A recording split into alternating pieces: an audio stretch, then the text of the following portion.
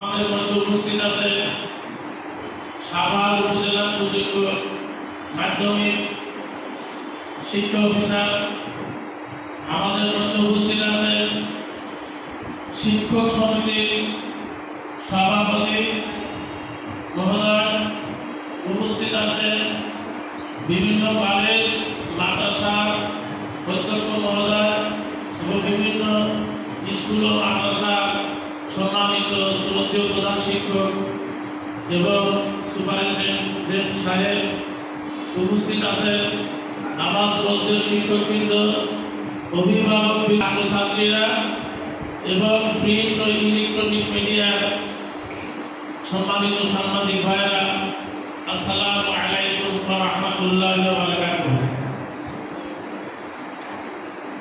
আজকে যে সময় আমরা এই সাভার উপজেলায় আপনাদের সামনে কথা বলছি, এই মাসটা ঐতিহাসিক মাস।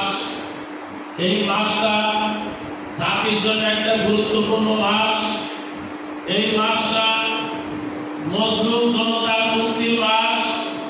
এই মাসটা কারারুদ্ধ জনতা, রিমান্ডে যাওয়া জনতা, গুম হওয়া জনতা এবং বৈষম্যের শিকার সেই মজলুম জনতা মুক্তির মাস। সেই মুক্তি দিয়েছে কারা? আমাদের সন্তানেরা, ছাত্র ছাত্রীরা।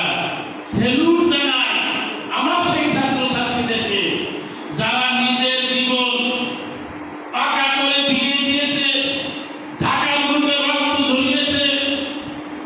ওই শামসুল নাহার রোকেয়া হলে ইডেন কলেজে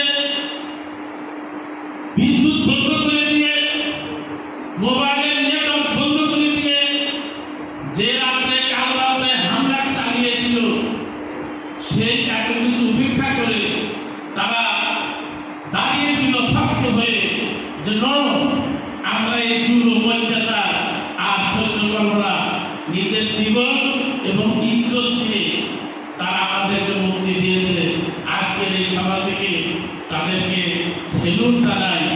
আল্লাহ যেন তাদেরকে শহীদের মর্যাদা দান করে, আল্লাহুম্মা আমিন।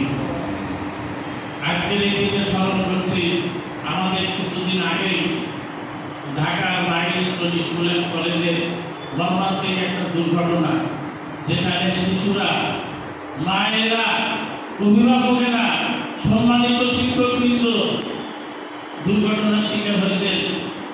তাদের জন্য মাগফিরাত কামনা করি, শোক